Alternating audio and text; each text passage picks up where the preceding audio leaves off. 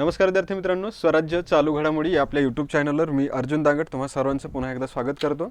जसं की आपण काल पुरस्कारांवरचा पहिला व्हिडिओ पाहिला होता, या व्हिडिओमध्ये आपण बरेचसे पुरस्कार काल पाहिले होते आणि त्यातले जे उरलेले पुरस्कार आहेत, म्हणजे जे काही पुरस्कार या 6 महिन्यामध्ये देण्यात आलेले आहेत, त्यातील महत्त्वाचे जे पुरस्कार आहेत त्यातला हा दुसरा पार्ट आपण पाहतोय।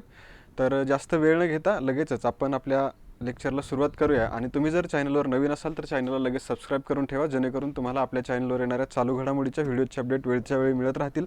आणि आता आपण काय करूया तर आपल्या लेक्चरला सुरुवात करूया, कारण आपल्या परीक्षा ज्या आहेत त्या बऱ्याचशा परीक्षा आता जवळ आलेल्या आहेत आणि परीक्षेच्या दृष्टीनं पुरस्कार जे असतात ते आपल्याला पाठ असणं गरजेचं असतं, त्यांचं रिव्हिजन चांगल्या पद्धतीनं करणं गरजेचं असतं, जेणेकरून त्यावरती येणारे जे प्रश्न असतात त्याचे उत्तर तुम्हाला व्यवस्थितरित्या देता आले पाहिजे।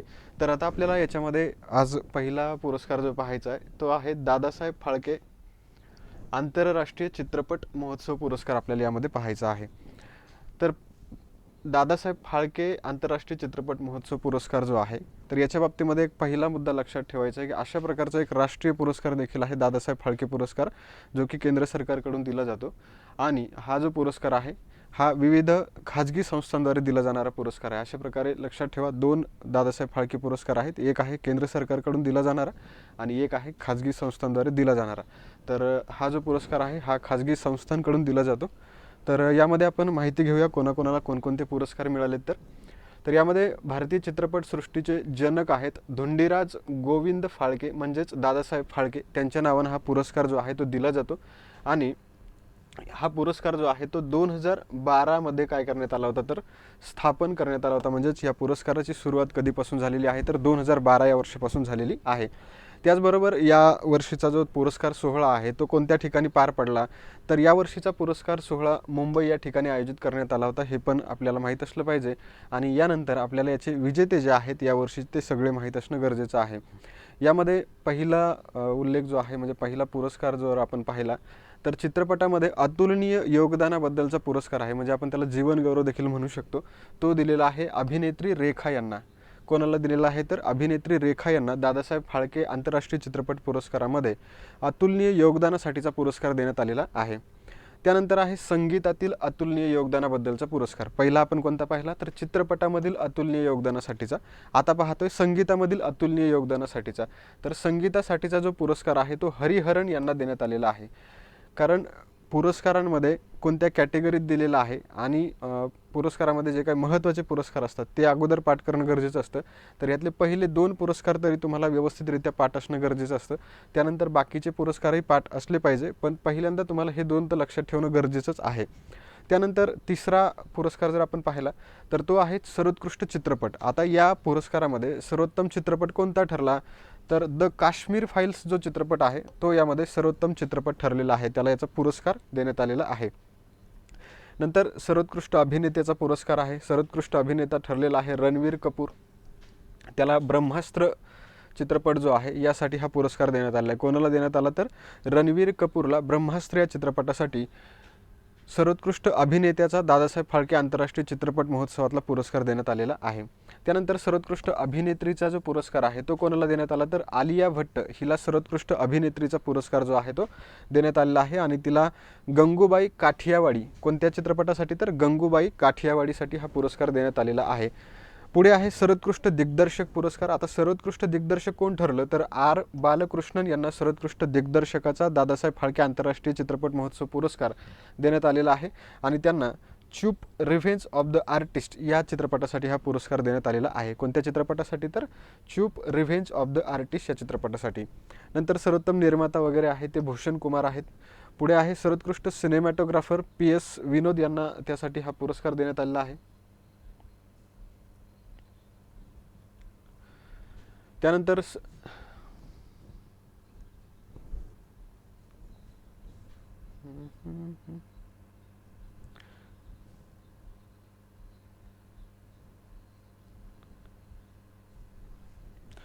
त्यानंतर आपण जर पाहिलं तर सर्वोत्तम गीतकार जे आहेत ते ठरलेले आहेत इर्शाद कमील। नंतर वर्षभरातील सर्वोत्तम चित्रपट जो आहे तो RRR ठरलेला आहे। RRRच्या बाबतीमध्ये आपण काल मुद्दा पाहिला होता, ऑस्कर पुरस्कारांमध्ये सर्वोत्कृष्ट गाणं ठरलेलं आहे RR मधलं नाटू नाटू गाणं। आणि इथे देखील RRला सर्वोत्तम चित्रपटाचा पुरस्कार, वर्षभरातील सर्वोत्तम चित्रपटाचा पुरस्कार मिळाला, हे आपल्याला लक्षात ठेवणं गरजेचं आहे. या ठिकाणी 2 कॅटेगरी आहेत. एक आहे सर्वोत्कृष्ट चित्रपटाची कॅटेगरी, त्याच्यामध्ये द काश्मीर फाईल्स आहे, आणि फिल्म ऑफ द इयर ही एक कॅटेगरी आहे. त्याच्यामधला पुरस्कार जो आहे तो RRRला मिळालेला आहे. RRच्या बाबतीमध्ये ऑस्कर पुरस्कार तुम्हाला लक्षात ठेवणं गरजेचं आहे. त्यानंतर सर्वोत्कृष्ट गायकाचा जो पुरस्कार आहे तो सचेत टंडन यांना मिळालेला आहे. कोणाला मिळाला तर सचेत टंडन यांना सर्वोत्कृष्ट गायकाचा पुरस्कार मिळाला मैया मैनूसाठी. आणि सर्वोत्कृष्ट गायिका जी ठरलेली आहे ती आहे नीती मोहन, तिला मेरी जानसाठी हा पुरस्कार देण्यात आलेला आहे. कोणता पुरस्कार तर 2023चा दादासाहेब फाळके आंतरराष्ट्रीय चित्रपट महोत्सव पुरस्कार. आणि क्रिटिक्स सर्वोत्कृष्ट चित्रपट पुरस्कार जो आहे तो दृश्यम 2 या चित्रपटाला देण्यात आलेला आहे. कोणत्या चित्रपटाला तर दृश्यम 2 या चित्रपटाला हा पुरस्कार देण्यात आलेला आहे. अशा प्रकारे 2023चे दादासाहेब फाळके आंतरराष्ट्रीय चित्रपट महोत्सव पुरस्कार आहे ते तुम्हाला व्यवस्थित लक्षात ठेवायचे आहेत. याची सुरुवात पण लक्षात ठेवा. यानंतर आपण पुढचा पुरस्कार पाहण्या अगोदर याचे जे राहिलेले विजेते आहेत ते देखील पाहूया. याच्यामध्ये आहे सर्वोत्कृष्ट क्रिटिक्स अभिनेता जो आहे तो आहे वरुण धवन, त्याला भेडी या चित्रपटासाठी हा पुरस्कार देण्यात आला. नंतर क्रिटिक्स सर्वोत्कृष्ट अभिनेत्रीचा जो पुरस्कार आहे तो देण्यात आलेला आहे विद्या बालन, हिला जलसा या चित्रपटासाठी.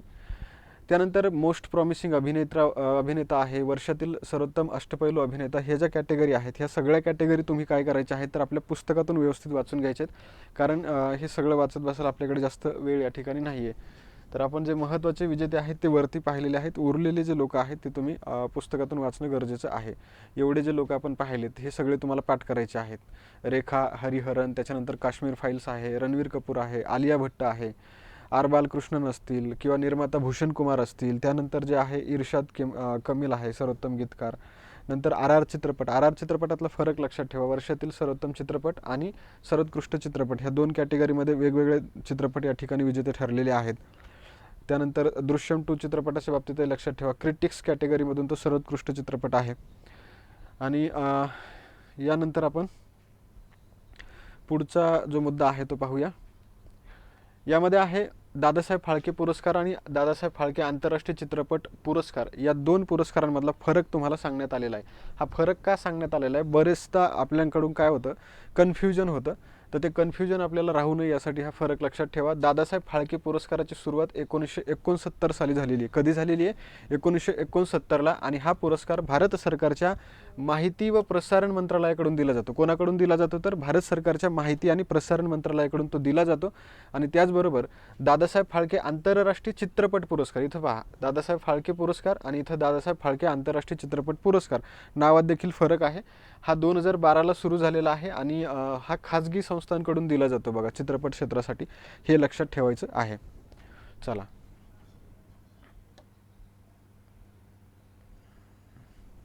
यानंतर आपण पुढचा जो पुरस्कार आहे तो म्हणजे बाफ्टा पुरस्कार पाहणार आहोत. 2023चे जे बाफ्टा पुरस्कार आहेत ते पाहूया.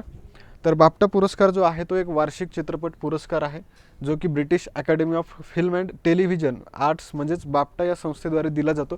तर हिचं पूर्ण नाव जे आहे या संस्थेचं काय काय आहे तर British Academy of Film and Television, हिलाच आपण बाफ्टा असं म्हणतो. हिच्याद्वारे ब्रिटिश आणि आंतरराष्ट्रीय चित्रपटातील सर्वोत्कृष्ट योगदानासाठी हा पुरस्कार दिला जातो. कोणकोणत्या चित्रपटासाठी तर एक ब्रिटिश चित्रपट असला पाहिजे किंवा तो आंतरराष्ट्रीय चित्रपट असला पाहिजे, या लोकांसाठी या चित्रपटांसाठी हे पुरस्कार दिले जातात. त्याचबरोबर पहिला बाफ्टा पुरस्कार जो आहे तो कधी देण्यात आला तर तो 1949 साली देण्यात आला होता. हे देखील तुम्हाला माहीत असलं पाहिजे. पहिल्यांदा बाफ्टा पुरस्काराची सुरुवात जी झाली 1949ला झालेली आहे. त्यानंतर यावर्षी जे बाफ्टा पुरस्कार देण्यात आले ते कितवे आहेत तर ते आहेत 76वे बाफ्टा पुरस्कार यावर्षी नुकतेच देण्यात आलेले आहेत. आणि यामध्ये भारताचा ऑल दॅट ब्रेथ्स नावाचा एक माहितीपट आहे, त्याला बेस्ट डॉक्युमेंटरीसाठी नॉमिनेशन मिळालं होतं. ऑल दॅट ब्रेथ्सच्या बाबतीमध्ये लक्षात ठेवा, बाफ्टा पुरस्कारांमध्ये बेस्ट डॉक्युमेंटरीचं नॉमिनेशन जे आहे ते या ऑल दॅट ब्रेथ्सला मिळालं होतं. मात्र हा पुरस्कार जो आहे तो नेव्हिनली या माहितीपटाला मिळालेला आहे. कोणाला मिळालेला आहे तर नेव्हिनली या माहितीपटाला मिळालेला आहे. ऑस्करच्या बाबतीतही असंच काहीतरी घडलेलं आहे, आपण काल पाहिलेलं आहे. त्याच पद्धतीने इथं पण काय झालं, ऑल दॅट ब्रेथच्या जागी नेव्हिनलीला पुरस्कार मिळालेला आहे. त्यामुळे नेव्हिनली हा जो माहितीपट आहे तो पण तुम्हाला लक्षात ठेवणं गरजेचं आहे, कारण ऑस्करमध्ये देखील याच माहितीपटाला ऑल दॅट ब्रेथच्या जागी पुरस्कार मिळाला आणि इथे पण तशाच पद्धतीचे काय झालेले आहे तर पुरस्काराचं वितरण झालेलं आहे. त्यानंतर 76वे बाफ्टा पुरस्कार विजेते जर आपण पाहिले तर यामध्ये सर्वोत्कृष्ट चित्रपट जर आपण पाहिला तर All Quiet on the Western Front यामध्ये सर्वोत्कृष्ट चित्रपट ठरलेला आहे. त्यानंतर प्रमुख अभिनेता जर आपण पाहिला तर त्याचं नाव आहे ऑस्टिन बटलर. तो ऑस्टिन बटलर एल्विस असं त्याचं नाव आहे. नंतर प्रमुख अभिनेत्री आहे केट ब्लँचेट टार, ही पण महत्त्वाची आहे. सर्वोत्तम दिग्दर्शकाचा पुरस्कार जर पाहिला तर Edward Berger All Quiet on the Western Front या चित्रपटासाठी एडवर्ड बर्जर याला पुरस्कार देण्यात आलेला आहे. पुढे सहाय्यक अभिनेता बैरी किओघन आहे. बन्सीज ऑफ इन्शुरिन या चित्रपटासाठी त्याला पुरस्कार देण्यात आलेला आहे. आणि सर्वोत्कृष्ट सहाय्यक अभिनेत्रीचा जो पुरस्कार आहे तो केरी कोंडन हिला द बन्सीज ऑफ इन्शुरिनसाठी देण्यात आलेला आहे. कोणाला? केरी कोंडन हिला द बन्सीज ऑफ इन्शुरिनसाठी हा पुरस्कार देण्यात आलेला आहे. तर अशा प्रकारे हे प्रमुख अभिनेता, अभिनेत्री आणि त्याचबरोबर सहाय्यक अभिनेता आणि सहाय्यक अभिनेत्री तुम्हाला लक्षात ठेवणं का आहे तर गरजेचं आहे. बाकीचे जे लोक आहेत खालचे ते तुम्हाला पुस्तकातून वाचून घेणं गरजेचं आहे, कारण व्हिडिओमध्ये त्यांची जास्त आवश्यकता नाही आहे. ते तुम्ही व्यवस्थितरित्या पाठ करून घ्यायचे आहेत. चला, यानंतर पुढचा जो पुरस्कार आहे तो म्हणजे महत्त्वाचा पुरस्कार आहे संसदरत्न पुरस्कार. यानंतर आपल्याला पाहायचा आहे. तर भारताचे माजी राष्ट्रपती डॉक्टर APJ अब्दुल कलाम यांनी संसदरत्न पुरस्कार सुरू करण्याची सूचना केली होती आणि त्यांच्या सूचनेवरून हा पुरस्कार जो आहे तो सुरू करण्यात आलेला आहे. मात्र संसदरत्न पुरस्कार जो आहे तो भारत सरकारकडून दिला जात नाही, हे तुम्हाला लक्षात ठेवणं गरजेचं आहे. बऱ्याचशा विद्यार्थ्यांचं कन्फ्युजन असतं की भारत सरकारकडून दिला जातो, कारण नाव संसदरत्न असल्यामुळं आपलं कन्फ्युजन होतं.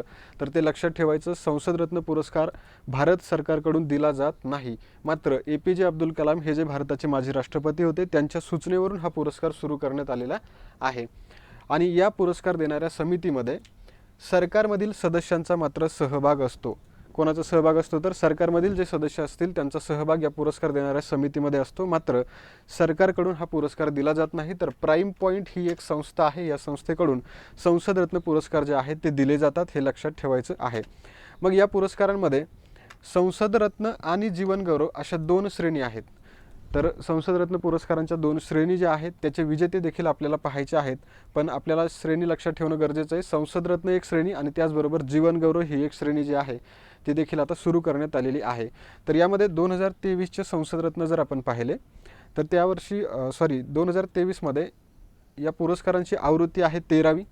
यामध्ये विजेते राहिलेले खासदार आणि समित्या जर आपण पाहिले तर 13 खासदार आहेत आणि 2 समित्या संसदरत्न पुरस्काराचे विजेते आहेत. तसंच जीवनगौरव कॅटेगरीमध्ये 1 जीवनगौरव देण्यात आलेला आहे. तर हे विजेते कोण कोण आहेत ते आपण पाहूया.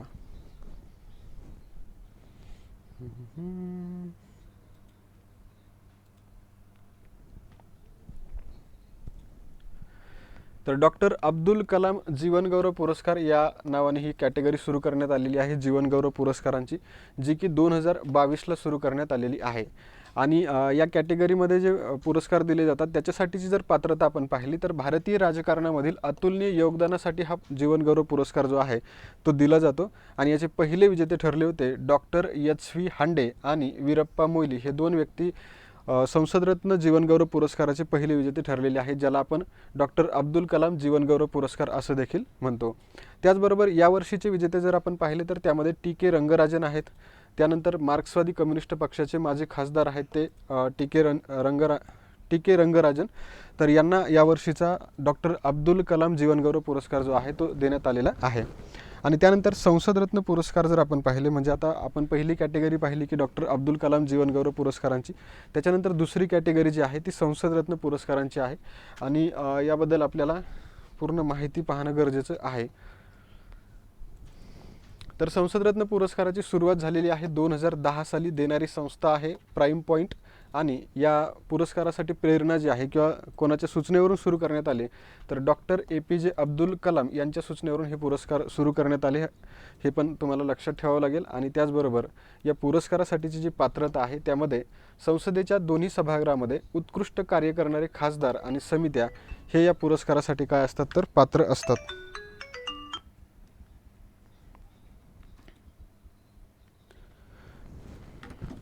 हे तुम्हाला लक्षात ठेवावं लागणार आहे. आणि यावर्षी संसदरत्न पुरस्कारांची आवृत्ती जी आहे ती किती राहिली आहे तर 13वी आहे. आता याचे विजेते किती आहेत तर ते विजेते आहेत खासदारांच्या बाबतीत जर आपण पाहिलं तर एकूण 8 खासदार यावर्षी याचे विजेते राहिलेले आहेत. त्यामध्ये आपल्याला महाराष्ट्रातील जे लोक असतील ते लक्षात ठेवणं जास्त गरजेचं आहे. तर यामध्ये महाराष्ट्रामध्ये हिना विजयकुमार गावित यांना हा पुरस्कार देण्यात आलेला आहे. त्यानंतर गोपाळ शेट्टी आहेत, ते काँग्रेसचे आहेत, त्यांना देखील महाराष्ट्रातून हा पुरस्कार आहे. आणि तिसरे म्हणजे डॉक्टर अमोल कोल्हे आहेत, ते राष्ट्रवादी काँग्रेस पक्षाचे खासदार आहेत, त्यांना देखील यावर्षीचा संसदरत्न पुरस्कार जो आहे तो देण्यात आलेला आहे. त्यानंतर राज्यसभा खासदारांमध्ये जर आपण महाराष्ट्राचे विजेते पाहिले तर त्यामध्ये कोण कोण आहे ते आपण पाहूया. राज्यसभेमध्ये एकूण 5 लोकांना यावर्षी संसदरत्न पुरस्कार मिळाला. त्यामध्ये महाराष्ट्राच्या बाबतीमध्ये जर पाहिलं तर फौजिया खान यांना संसदरत्न पुरस्कार यावर्षीचा देण्यात आलेला आहे. म्हणजे राज्यसभेमधून एक महाराष्ट्राचा व्यक्ती जो आहे तो विजेता या ठिकाणी आपल्याला पाहायला मिळतो. आणि संसदीय समित्यांच्या बाबतीमध्ये जर आपण पाहिलं तर 2 संसदीय समित्या आहेत ज्यांना यावर्षीचा संसदरत्न पुरस्कार देण्यात आला. त्यामध्ये जयंत सिन्हा यांच्या अध्यक्षतेखाली लोकसभेची अर्थविषयक संसदीय समिती आहे, या समितीला यावर्षीचा संसदरत्न पुरस्कार जो आहे तो दिलेला आहे. आणि दुसरं म्हणजे विजय साई रेड्डी यांच्या अध्यक्षतेखालील राज्यसभेची पर्यटन, वाहतूक आणि संस्कृतीविषयक स्थायी समिती आहे. अशा प्रकारच्या 2 समित्या आहेत ज्यांना संसदरत्न पुरस्कार जो आहे तो देण्यात आलेला आहे. कोणत्या वर्षाचा देण्यात आला तर 2023 या वर्षाचा देण्यात आलेला आहे. लक्षात ठेवायचं आहे, अर्थविषयक संसदीय समिती आणि राज्यसभेची पर्यटन, वाहतूक आणि संस्कृतीविषयक स्थायी समिती या 2 समित्यांना संसदरत्न पुरस्कार जो आहे तो जाहीर झालेला आहे. चला, याच्यामध्ये आता आपण महाराष्ट्रातले विजेते जे आहेत ते पूर्णतः एकदा रिवाइज करून घेऊया.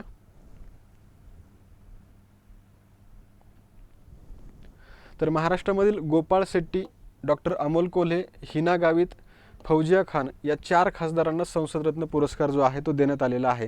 तर आपल्याला सरळ प्रश्न विचारला जाऊ शकतो की संसदरत्न पुरस्कार 2023 मध्ये महाराष्ट्रातील एकूण किती व्यक्तींना संसदरत्न जाहीर झालेला आहे किंवा देण्यात आला.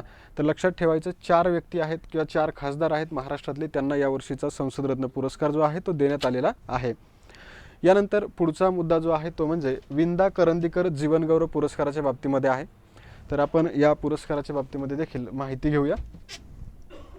तर विंदा करंदीकर जीवनगौरव पुरस्कार जो आहे तो महाराष्ट्र राज्य साहित्य आणि संस्कृती मंडळाच्या वतीनं दिला जातो. कोणाकडून दिला जातो तर महाराष्ट्र राज्य साहित्य आणि संस्कृती मंडळाच्या वतीनं हा पुरस्कार जो आहे तो दिला जातो. आणि हा पुरस्कार कशासाठी दिला जातो तर साहित्य क्षेत्रामध्ये उल्लेखनीय कामगिरी करणाऱ्या ज्येष्ठ साहित्यिकाला हा पुरस्कार जो आहे तो दिला जातो. विंदा करंदीकर जीवनगौरव पुरस्कार महाराष्ट्र साहित्य आणि संस्कृती मंडळ, त्याचबरोबर पुरस्कार जो दिला जातो किंवा कोणत्या क्षेत्रात दिला जातो तर साहित्यिक क्षेत्रासाठी हा पुरस्कार दिला जातो. आणि या पुरस्काराचं जे स्वरूप आहे ते आहे 5 लाख रुपये रोख रक्कम एवढं या पुरस्काराचं स्वरूप आहे. तसंच याचे पहिले विजेते देखील तुम्हाला माहीत असणं गरजेचं असतं. त्यांचं नाव आहे के.ज. पुरोहित, जे की 2011 साली त्यांना हा पुरस्कार दिला गेला होता. आणि 2022चे जे विजेते आहेत ते आहेत चंद्रकुमार नलगे. तर हे लोक तुम्हाला लक्षात ठेवणं गरजेचं आहे. 2022चे विजेते आणि त्याचबरोबर पहिले विजेते. तर पहिले विजेत्यांचं नाव के.ज. पुरोहित असं आहे आणि 2022चे जे आहे ते चंद्रकुमार नलगे आहेत. तर एवढं तुम्हाला विंदा करंदीकर जीवनगौरव पुरस्काराच्या बाबतीमध्ये लक्षात ठेवणं गरजेचं आहे. पुरस्कार कोणाकडून दिला जातो, कशासाठी दिला जातो आणि त्याचं स्वरूप, तसंच यावर्षी कोणाला देण्यात आला, एवढ्या गोष्टी तुम्ही लक्षात ठेवणं कायम गरजेचं असतं. त्यानंतर पुढचा जो प्रश्न आहे, पुढचा जो मुद्दा आहे तो म्हणजे राज्य शासनाच्या 2022 या वर्षाकरिता जाहीर करण्यात आलेले जे महाराष्ट्र राज्य शासनाकडून पुरस्कार आहेत ते पुरस्कार देखील आपल्यासाठी पाहणं गरजेचं आहे. तर आपण एक शॉर्टकटमध्ये हे पुरस्कार पाहूया. तर यामध्ये महाराष्ट्र राज्य शासनाचा जो मराठी भाषा विभाग आहे या विभागानं सन 2022 मध्ये जे पुरस्कार दिलेले आहेत त्यामध्ये काही व्यक्ती विजेते आहेत आणि काही संस्था विजेते आहेत. तर ते कोण कोण आहे ते आपण पुढे पाहूया आणि पुरस्कार, त्याचबरोबर पुरस्कार विजेते पाहूया. तर यामध्ये पहिला पुरस्कार जो आहे तो म्हणजे विंदा करंदीकर जीवनगौरव पुरस्कार आहे, तो चंद्रकुमार नलगे यांना देण्यात आला, हे आपण पाहिले. त्यानंतर श्री पु भागवत पुरस्कार आहे, हा पुरस्कार ग्रंथाली प्रकाशनला देण्यात आला आहे. नंतर आहे डॉक्टर अशोक केळकर मराठी भाषा अभ्यासक पुरस्कार, हा देण्यात आला आहे डॉक्टर विठ्ठल वाघ यांना.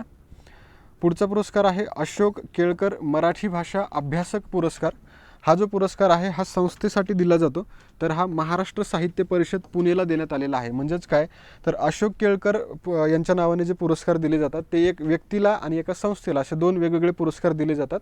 त्यामध्ये व्यक्तीच्या बाबतीत जर आपण पाहिलं तर विठ्ठल वाघ यांना देण्यात आला, आणि संस्थेच्या बाबतीमध्ये जर आपण पाहिलं तर तो महाराष्ट्र साहित्य परिषद पुणे यांना हा पुरस्कार देण्यात आलेला आहे. त्यानंतर पुढचा पुरस्कार जो आहे तो म्हणजे कविवर्य मंगेश पाडगावकर पुरस्कार आहे. कविवर्य मंगेश पाडगावकर मराठी भाषा संवर्धक पुरस्कार हा देखील दोन वेगवेगळ्या कॅटेगरीत आहे. एक वैयक्तिकरित्या दिला जातो आणि दुसरा म्हणजे संस्थेसाठी दिला जातो.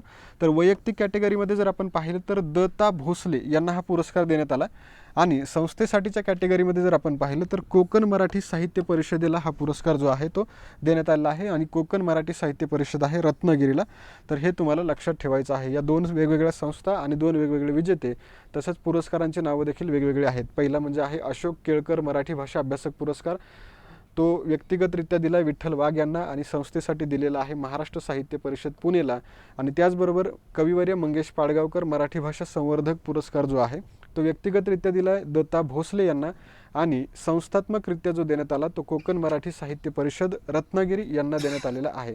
तर अशा प्रकारे हे पुरस्कार तुम्हाला पाहणं गरजेचं आहे, जे की राज्य शासनाकडून देण्यात आलेले आहेत. चला, यानंतर आता आपण पुढचा जो मुद्दा आहे तो म्हणजे महाराष्ट्र भूषण पुरस्काराच्या बाबतीमध्ये आहे. हा आपल्याला संपूर्णतः पाहणं गरजेचं आहे. याच्यातला एकही पॉईंट आपल्याला सोडता येणार नाही. तर आप्पासाहेब धर्माधिकारी जे आहेत ते आहेत ज्येष्ठ समाजसेवक आणि निरूपणकार. त्यांना यावर्षीचा महाराष्ट्र भूषण जो आहे तो देण्यात आलेला आहे. तर त्यांच्याबाबत आपण सर्व माहिती या ठिकाणी पाहूया. तर आप्पासाहेब धर्माधिकारी जे आहेत त्यांना पद्मश्री पुरस्कार देखील केंद्र शासनाचा मिळालेला आहे, हे देखील तुम्हाला माहीत असलं पाहिजे. त्यांचा जन्म जो आहे तो झालेला आहे 14 मे 1946 रोजी, आणि रायगड जिल्ह्यातील रेवदंडामध्ये त्यांचं प्राथमिक शिक्षण झालेलं आहे. कारण महाराष्ट्र भूषण पुरस्कार मिळाल्यामुळं त्या व्यक्तीबद्दल देखील तुम्हाला माहिती असली पाहिजे. तर यावर्षीचा महाराष्ट्र भूषण आप्पासाहेब धर्माधिकारी यांना मिळालेला आहे. त्यांना दत्तात्रय धर्माधिकारी देखील म्हणतात. त्यांचं मूळ नाव दत्तात्रय असं आहे, आणि त्यांना आप्पासाहेब या टोपण नावानं ओळखलं जातं. तर आप्पासाहेब धर्माधिकारी जे आहेत त्यांना स्वच्छता दूत असं देखील म्हटलं जातं. त्याचबरोबर त्यांनी तळागाळातील प्रत्येक मनुष्यासाठी सेवेसाठी पूर्ण आयुष्य जे आहे ते त्यांचं त्या ठिकाणी त्यांनी दिलेलं आहे. आणि या कार्याची सुरुवात त्यांचे वडील जे होते त्यांचं नाव होतं नानासाहेब धर्माधिकारी, त्यांनी 1943 सालापासून केलेली आहे. हे जे नानासाहेब धर्माधिकारी आहेत यांना देखील काय झालेलं आहे तर महाराष्ट्र शासनाचा महाराष्ट्र भूषण मिळालेला आहे, ते देखील तुम्हाला माहीत असलं पाहिजे. आणि आत्ताचा जो आहे तो आप्पासाहेब धर्माधिकारी यांना मिळालेला आहे. त्यांची ही बेसिक माहिती आहे. 14 मे 1946चा त्यांचा जन्म आहे, आणि त्यांचं जे प्राथमिक शिक्षण झालेलं आहे ते रायगड जिल्ह्यामधील रेवदंडामध्ये झालेलं असून त्यांनी कशासाठी काम केलेलं आहे तर त्यांना आपण सरळ एका शब्दात जर लक्षात ठेवायचं ठरवलं तर समाजसेवेसाठी त्यांना महाराष्ट्र भूषण जो आहे तो देण्यात आलेला आहे त्यांच्या सामाजिक कार्यासाठी. मग महाराष्ट्र भूषण पुरस्कार जो आहे त्याचीही माहिती तुम्हाला असली पाहिजे. तर महाराष्ट्र भूषणच्या बाबतीत आपण जर पाहिलं तर महाराष्ट्र राज्याचा सर्वोच्च नागरी सन्मान आहे महाराष्ट्र भूषण. हा मुद्दा तुम्हाला व्यवस्थित लक्षात ठेवायचा आहे. आणि जानेवारी 2023च्या निकषानुसार या पुरस्काराची जी रक्कम आहे ती वाढवण्यात आलेली आहे. मग किती रुपयावरून किती रुपये केली आहे हे तुम्हाला माहीत असलं पाहिजे. तर 10 लाख रुपये पूर्वीची रक्कम आहे या पुरस्काराची, जी आता 25 लाख रुपये एवढी करण्यात आलेली आहे. म्हणजेच 10 लाख रुपयावरून 25 लाख रुपयांपर्यंत महाराष्ट्र भूषण पुरस्काराची रक्कम जी आहे ती वाढवण्यात आलेली आहे. आणि तसंच या पुरस्कारासाठीचे निकष आता आपण पाहूया, कारण हे निकष देखील आपल्याला परीक्षेमध्ये विचारले होते. तर यामध्ये निकषामध्ये जर आपण पाहिलं तर पहिला निकष आहे संबंधित व्यक्तीनं त्याच्या क्षेत्रामध्ये किमान 20 वर्ष सेवाभावी वृत्तीनं उल्लेखनीय कार्य केलेलं असलं पाहिजे. मात्र या ठिकाणी याला एक अपवाद आहे, तो म्हणजे नवीन संशोधन असेल किंवा क्रीडा क्षेत्र जर असेल तर हे लोक यासाठी अपवाद आहेत. बाकीच्या व्यक्तींसाठी 20 वर्षाची सेवा त्या ठिकाणी असली पाहिजे. मात्र नवीन संशोधन जे असतं अशा प्रकारचे संशोधन करणारे जे संशोधक आहेत किंवा क्रीडा क्षेत्रामधील जे क्रीडापटू आहेत यांच्यासाठी मात्र हा नियम अपवाद आहे.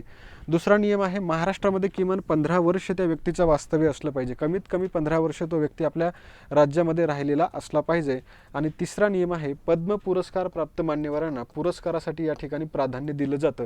मग पद्मश्री पुरस्कार जो आहे तो आप्पासाहेब धर्माधिकाऱ्यांना मिळालेला आहे, हे देखील आपल्याला माहीत असलं पाहिजे. आणि तिसरा नियम देखील काय आहे तर पद्म पुरस्कार प्राप्त जर व्यक्ती महाराष्ट्रातील असेल तर तर त्यांना मात्र या पुरस्कारासाठी काय केलं जातं तर प्राधान्य दिलं जातं. तर अशा प्रकारचे 3 नियम आहेत महाराष्ट्र भूषणसाठी. पहिला म्हणजे 20 वर्ष वास्तव्य महाराष्ट्रामध्ये असलं पाहिजे, सेवाभावी वृत्तीनं काम केलेलं असलं पाहिजे आणि त्याला अपवाद आहे क्रीडा क्षेत्र आणि संशोधन क्षेत्र.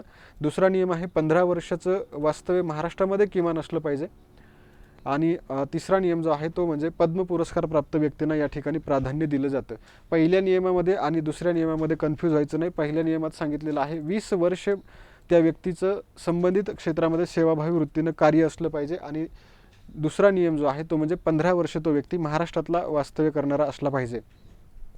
त्यानंतर या पुरस्कार निवड समितीचे अध्यक्ष जर आपण पाहिले तर ते महाराष्ट्राचे मुख्यमंत्री असतात, हे पण तुम्हाला माहीत असलं पाहिजे.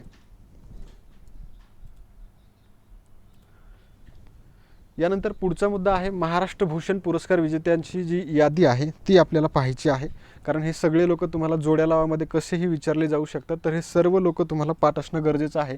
तर यामध्ये पहिला महाराष्ट्र भूषण पुरस्कार जो आहे तो कोणाला देण्यात आला असा एक आपल्याला प्रश्न विचारला जातो. तर लक्षात ठेवायचं पु ल देशपांडे म्हणजेच पुरुषोत्तम लक्ष्मण देशपांडे यांना पहिला महाराष्ट्र भूषण 1997 या वर्षी साहित्य क्षेत्रासाठी देण्यात आला होता.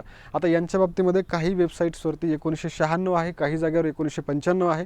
तर हा जो डाटा आपण घेतलेला आहे हा गव्हर्नमेंटच्या डाटावरून घेतलेला आहे, त्यामुळे इथे 1997 दिलेलं आहे. तर तुम्हाला 1997च लक्षात ठेवणं गरजेचं आहे. जर तुम्हाला काही डाऊट असेल किंवा काही शंका असेल तर तुम्ही ते व्यवस्थित करून घेणं गरजेचं आहे. माझ्याकडे जो गव्हर्नमेंटचा डाटा आहे त्यानुसार मी घेतलेला आहे, तिथे 1997 आहे. बाकी आपापल्या शंका असतील तर त्या आपापल्या पद्धतीनं तुम्ही सॉल्व करून घेणं गरजेचं आहे. त्यानंतर दुसरा पुरस्कार जो आहे तो श्रीमती लता मंगेशकर यांना देण्यात आलेला आहे 1998 साली संगीत क्षेत्रासाठी. तिसरा पुरस्कार सुनील गावस्कर यांना क्रीडा क्षेत्रासाठी देण्यात आला होता 1999 साली. आणि चौथा पुरस्कार जो आहे तो विजय भटकर यांना देण्यात आला 2000 साली विज्ञान या क्षेत्रासाठी.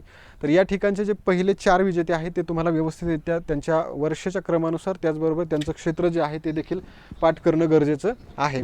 त्यानंतर 5वा पुरस्कार आहे क्रिकेटपटू सचिन तेंडुलकर यांना 2001 साली क्रीडा क्षेत्रासाठी देण्यात आलेला आहे. 6वा पुरस्कार जो आहे तो पंडित भीमसेन जोशी यांना देण्यात आला. तो कोणत्या वर्षासाठी देण्यात आला तर 2002 या वर्षासाठी देण्यात आलेला आहे संगीत या क्षेत्रासाठी.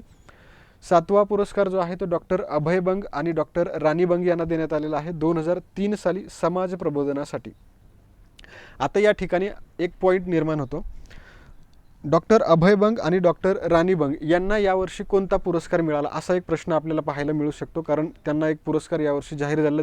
तो देखील पुरस्कार आपल्या महाराष्ट्रातला आहे, तर तो पण तुम्हाला माहीत असला पाहिजे. राजर्षी शाहू यांच्या नावानं तो पुरस्कार दिला जातो, तर ते तुम्हाला लक्षात ठेवायचं आहे. त्यानंतर पुढचे विजेते जे आहेत ते म्हणजे डॉक्टर मुरलीधर देवीदास उर्फ बाबा आमटे हे पुढचे विजेते आहेत 8व्या महाराष्ट्र भूषणचे.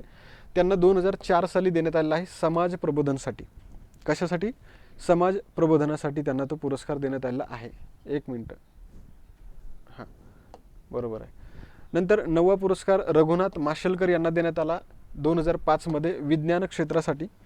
10वा पुरस्कार जो आहे तो रतन टाटा यांना देण्यात आला 2006 साली उद्योग क्षेत्रासाठी.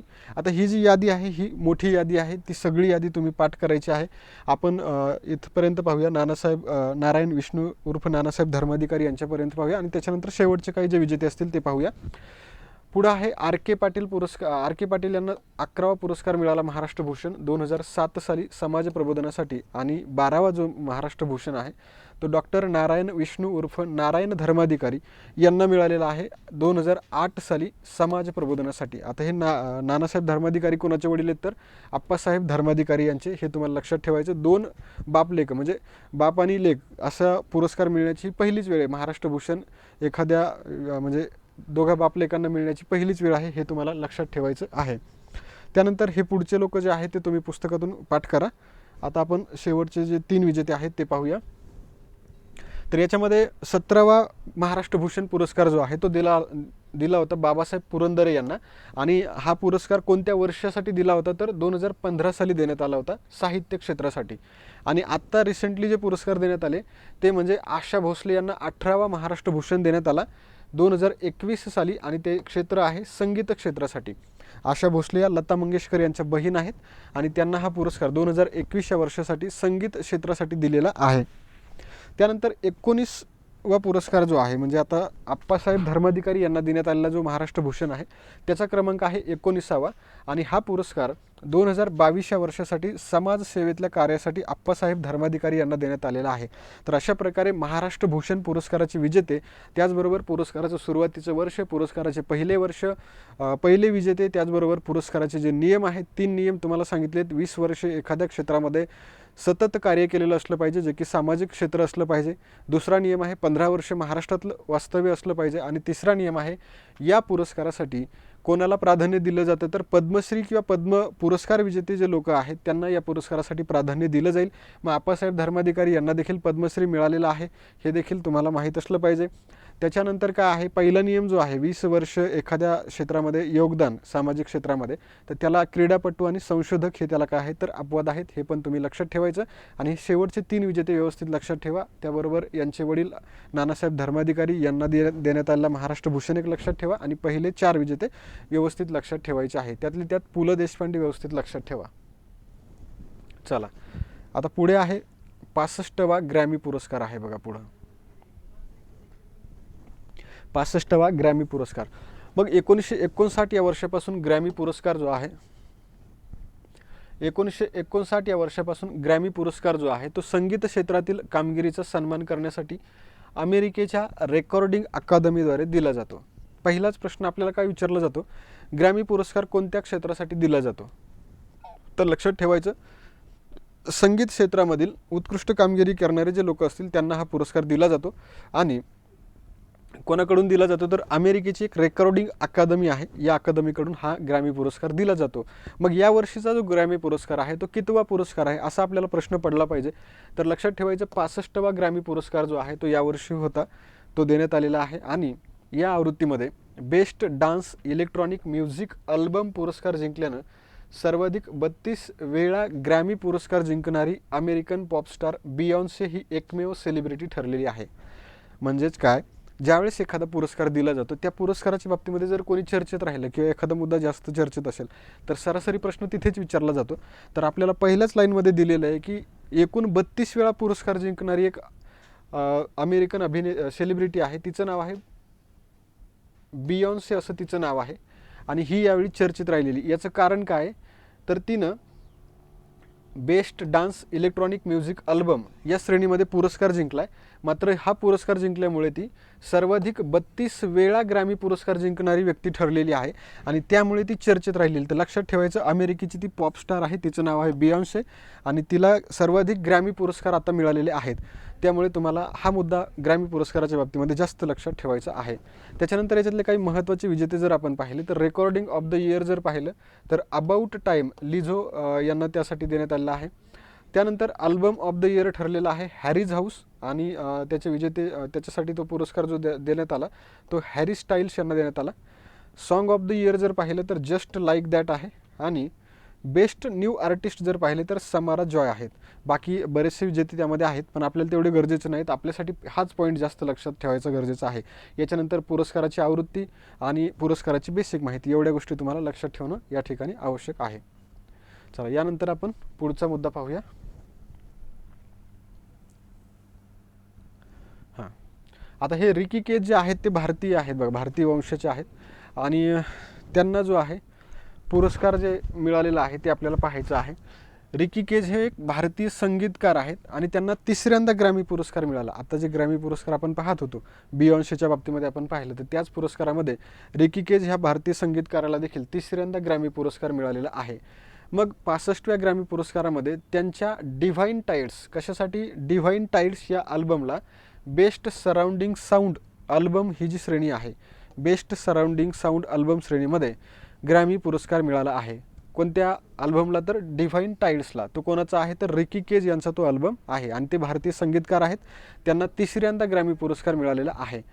त्याचबरोबर मग रिकी केज यांच्या बाबतीत काय चर्चेत ठरलं की बाबा रिकी केज हे जे आहे ते तिसऱ्यांदा ग्रॅमी पुरस्कार जिंकणारे पहिले भारतीय ठरलेत, त्यामुळे आपल्याला ते व्यवस्थित लक्षात ठेवणं गरजेचं आहे. रिकी केज हे तिसऱ्यांदा ग्रॅमी पुरस्कार जिंकणारे पहिले भारतीय ठरले. त्यांचा डिव्हाइन टाइड्स नावाचा एक अल्बम आहे, त्याला ग्रॅमी पुरस्कार मिळाला आहे, हे आपल्याला लक्षात ठेवायचं आहे. आणि त्यांना जे 3 ग्रॅमी पुरस्कार मिळाले त्याचे वर्ष कोणकोणते आहेत तर 2015 साली त्याला पहिल्यांदा ग्रॅमी मिळाला, त्यानंतर 2022 आणि 2023 अशा प्रकारे 3 वर्ष त्यांना का आहे तर ग्रॅमी पुरस्कार मिळाला आणि 3दा ग्रॅमी जिंकणारे ते पहिले भारतीय संगीतकार ठरले, हे तुम्हाला लक्षात ठेवायचं आहे. चला, आता हे झालं ग्रॅमी पुरस्काराच्या बाबतीमध्ये. आता आहे गोल्डमन पर्यावरण पुरस्कार 2023. हे जे पुरस्कार असतात ना, तर हे पुरस्कार आपण सरासरी बऱ्याच वेळा आपल्याकडून दुर्लक्षित होतात. मात्र याच्यावरती ज्यावेळेस प्रश्न येतो त्यावेळेस मग आपल्याला त्याचा पश्चाताप होतो की आपण जर वाचलं असतं किंवा पाठ केलं असतं तर बरं झालं असतं. कारण रेग्युलर विचारले जाणाऱ्या पुरस्काराच्या ऐवजी जर अशा पुरस्कारावर प्रश्न आला तर बऱ्याचदा आपल्याकडून तो चुकतो. त्यामुळे व्यवस्थितरित्या लक्ष देऊन व्हिडिओ पहा आणि व्यवस्थित याला कव्हर करून घ्यायचं आहे. तर हरित नोबेल पारितोषिक म्हणून हा गोल्डमन पर्यावरण पुरस्कार जो आहे तो ओळखला जातो. काय म्हणून ओळखला जातो तर हरित नोबेल पारितोषिक म्हणून गोल्डमन पर्यावरण पुरस्कार जो आहे तो ओळखला जातो. आपल्याला पहिला प्रश्न विचारला जाऊ शकतो की हरित नोबेल पारितोषिक म्हणून कोणता पुरस्कार जो आहे तो ओळखला जातो. तर लक्षात ठेवायचं गोल्डमन पर्यावरण पुरस्कार हा ओळखला जातो. आणि यावर्षी हा पुरस्कार 6 पर्यावरण कार्यकर्त्यांना देण्यात आला. किती पर्यावरण कार्यकर्त्यांना तर 6 पर्यावरण कार्यकर्ते आहेत यावर्षीचे विजेते. मग यामध्ये कोण कोण विजेता आहे ते पण आपण पाहूया. तर पहिला विजेता जो आहे तो म्हणजे अलेक्सेंड्रा कोरप मुंडुरुक ही एक विजेती आहे, ती ब्राझीलची आहे. नंतर दुसरे जे आहेत ते म्हणजे चिलेक्वा मुंबा आहेत, ते झांबियाचे आहेत. तिसरे विजेते डेलिमा सिलाही आहेत, त्या इंडोनेशियाच्या आहेत. चौथे डायन विल्सन अमेरिका या देशातील आहेत. 5वे आहेत तेरो मस्टोनेन फिनलंडचे आहेत. आणि 6वे आहेत झफर खिजिलकाया, हे आहेत तुर्कीचे. अशा प्रकारे 6 लोकांना गोल्डमन पर्यावरण पुरस्कार यावर्षी देण्यात आलेला आहे. तर हे 6 लोक तुम्हाला व्यवस्थित लक्षात ठेवायचे आहेत. कोण कोण आहेत तर एक ब्राझीलचा आहे, एक झांबिया, एक इंडोनेशिया, एक अमेरिका, एक फिनलंड आणि एक तुर्की. अशा प्रकारे वेगवेगळ्या देशातले हे 6 लोक आहेत. यांना यावर्षीचं गोल्डमन पर्यावरण पारितोषिक जे आहे ते देण्यात आलेलं आहे. आणि गोल्डमन पर्यावरण पारितोषिकालाच प्रति ऑस्कर समजलं जातं, नोबेल हरित नोबेल समजलं जातं, हे पण लक्षात ठेवायचं आहे. हरित नोबेल म्हणून गोल्डमन पर्यावरण पुरस्कार जो आहे तो ओळखला जातो. याच्यानंतर अजून या पुरस्काराच्या बाबतची जर बेसिक माहिती आपण पाहिली तर त्याच्यामध्ये आपण काही गोष्टी पाहून घेऊया. हा पुरस्कार जो आहे तो आपण पाहिलं की हरित नोबेल पारितोषिक म्हणून ओळखला जातो, हा एक महत्त्वाचा मुद्दा. दुसरा म्हणजे हा पुरस्कार 6 खंडीय प्रदेशातील पर्यावरण कार्यकर्ते जे असतील त्यांना दिला जातो. म्हणजे वेगवेगळ्या 6 खंडांमधील पर्यावरण कार्यकर्त्यांना हा पुरस्कार दिला जातो. आणि याची स्थापना जी आहे ती 1989 मध्ये अमेरिकेतल्या रोडा आणि रिचर्ड गोल्डमन यांनी केली होती, म्हणून त्याला गोल्डमन पर्यावरण पुरस्कार असं म्हटलं जातं. संस्थापक कोण आहेत? रिचर्ड आणि रोडा गोल्डमन. 1989ला याची स्थापना 6 खंडातल्या वेगवेगळ्या कार्यकर्त्यांना दिला जातो आणि याला प्रति नोबेल किंवा हरित नोबेल पारितोषिक म्हणून संबोधलं जातं पर्यावरणाच्या क्षेत्रामध्ये. हे लक्षात ठेवायचं आहे. चला,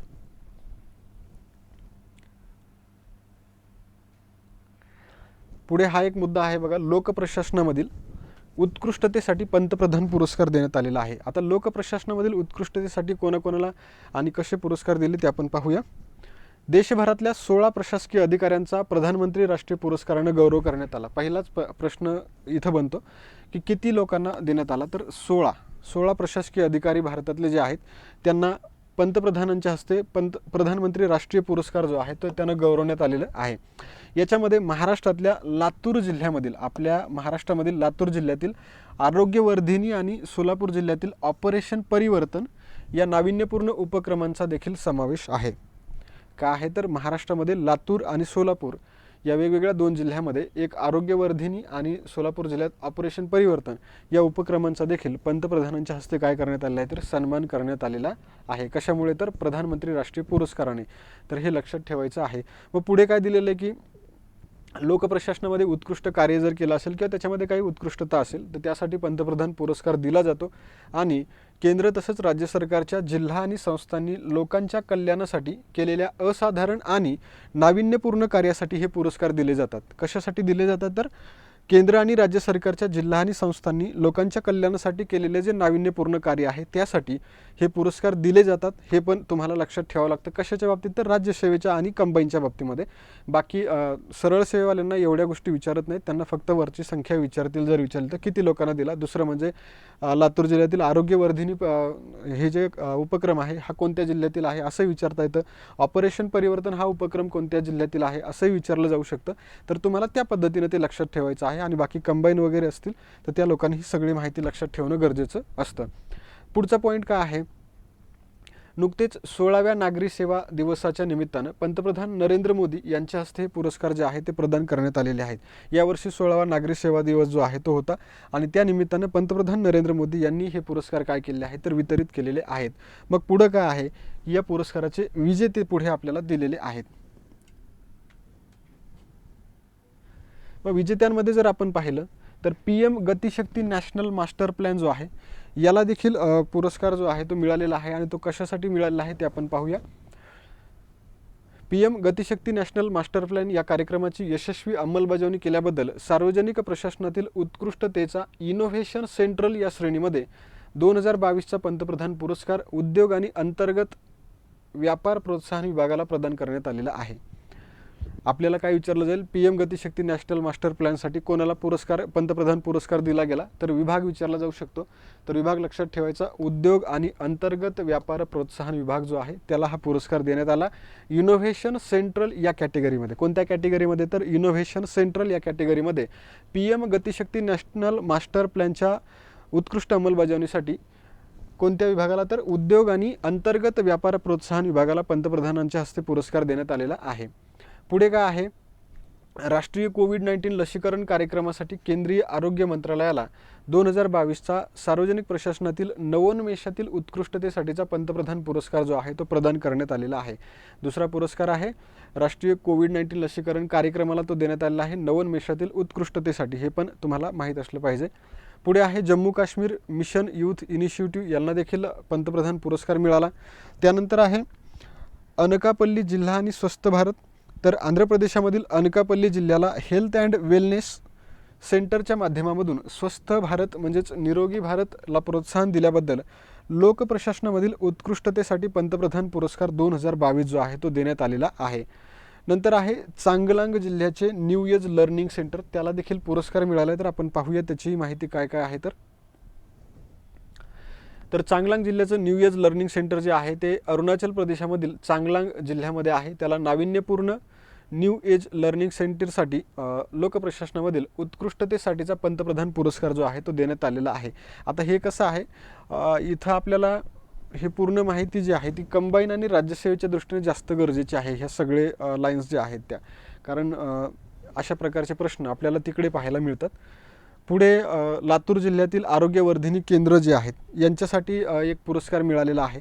त्याच्यानंतर ऑपरेशन परिवर्तन आहे. तर आपल्याला ह्या दोन मुद्दे जे आहेत ते व्यवस्थितच लक्षात ठेवावं लागणार आहेत, कारण आपल्याला येणाऱ्या सरळ सेवा परीक्षा असू द्या किंवा कोणत्याही परीक्षा असू द्या तिकडे आपल्याला याच्यावरती प्रश्न पाहायला मिळू शकतात. तर पहा, कर्करोग निदानासाठी राबवण्यात आलेल्या संजीवनी अभियान या अभिनव योजनेबद्दल लातूर जिल्ह्याला लोकप्रशासनामधील उत्कृष्टतेसाठीचा पंतप्रधान पुरस्कार जो आहे तो देण्यात आलेला आहे. याच्यामध्ये एक आरोग्यवर्धिनी केंद्राचा जी सुरुवात आहे ती करण्यात आलेली आहे आणि त्यामध्ये गरोदर महिला असतील, मुलं असतील, किशोरवयीन मुलींची आरोग्य तपासणी असेल, तसंच संसर्गजन्य आजार, कर्करोग, मधुमेह जे आहे त्याच्यावरती उपचार केले जातात या आरोग्यवर्धिनी केंद्रामार्फत, आणि ते आहे लातूर जिल्ह्यामध्ये, आणि त्याच्यासाठी त्यांना पंतप्रधानांच्या हस्ते पुरस्कार देण्यात आलेला आहे. नंतर आहे सोलापूरचं ऑपरेशन परिवर्तन. आता हे जे ऑपरेशन परिवर्तन आहे याच्या बाबतीमध्ये काय लक्षात ठेवायचं, तर सोलापूर जिल्ह्याचे जे ग्रामीण पोलीस आहेत त्यांनी हे ऑपरेशन परिवर्तन राबवलं होतं आणि या उपक्रमाला केंद्र सरकारनं PM अवॉर्ड फॉर एक्सलन्स पुरस्कार दिलेला आहे. केंद्र सरकारनं कोणता पुरस्कार दिला, तर पंतप्रधानांच्या हस्ते हा पुरस्कार जो आहे तो दिला जातो. आपण तेच पुरस्कार पाहतोय. तर ऑपरेशन परिवर्तन आणि आरोग्यवर्धिनी केंद्र तुम्हाला लक्षात ठेवणं गरजेचं आहे. चला, यानंतर अँजेला मर्केलच्या बाबतीमध्ये मुद्दा आहे तो आपण पाहूया. चला, आता अँजेला मर्केल जे आहे ते जर्मनीच्या माजी चान्सलर आहेत आणि त्यांना कोणता पुरस्कार देण्यात आलेला आहे, तर जर्मनीचा सर्वोच्च ऑर्डर ऑफ मेरिट हा जो पुरस्कार आहे तो अँजेला मर्केल यांना देण्यात आलेला आहे.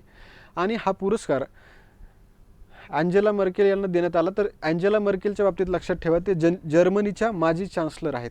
कोणत्या देशाच्या? तर जर्मनीच्या माजी चान्सलर आहेत आणि जर्मनीकडूनच त्यांना जर्मनीचा सर्वोच्च ऑर्डर ऑफ मेरिट हा पुरस्कार देण्यात आलेला आहे. मग हा पुरस्कार जर्मनीचे राष्ट्राध्यक्ष आहेत फ्रँक वॉल्टर स्टीनमेयर यांच्या हस्ते त्यांना देण्यात आलेला आहे, हे देखील आपल्याला माहीत असलं पाहिजे. आणि त्याचबरोबर ऑर्डर ऑफ मेरिटमध्ये कोणतंही आर्थिक बक्षीस नसतं, हा मुद्दा माहीत असला पाहिजे. जर्मनीचा ऑर्डर ऑफ मेरिट जो आहे त्याच्यामध्ये कोणतीही आर्थिक रक्कम दिली जात नाही, हे पण तुम्हाला माहीत असलं पाहिजे. आणि अँजेला मर्केल जे आहेत त्यांच्याबद्दलही थोडी माहिती तुम्हाला असलीच पाहिजे. तर मर्केल यांनी 2005 पासून 2021 या कालावधीमध्ये जर्मनीचं नेतृत्व केलेलं आहे. म्हणजे त्या काळामध्ये त्या जर्मनीच्या चान्सलर होत्या. कोणत्या काळामध्ये? तर 2005 ते 2021 या काळामध्ये त्या जर्मनीच्या चान्सलर राहिलेल्या आहेत. आणि त्याचबरोबर जर्मनीच्या त्या चान्सलर पद स्वीकारणाऱ्या पहिल्या महिला आणि समाजवादी पूर्व जर्मनीत वाढलेल्या पहिल्या जर्मन शासन प्रमुख देखील ठरल्या होत्या. तर एवढे मुद्दे तुम्ही अँजेला मर्केलच्या बाबतीत लक्षात ठेवा. आणि त्याचबरोबर त्यांना जर्मनीचा सर्वोच्च पुरस्कार देण्यात आला, हे पण लक्षात ठेवायचं आहे. तर थोडंसं इथे इश्यू आहे. तर आपलं जे लेक्चर आहे ते या ठिकाणी आपण थांबूया आणि भेटूया पुढील व्हिडिओमध्ये. तोपर्यंत जय हिंद, जय महाराष्ट्र.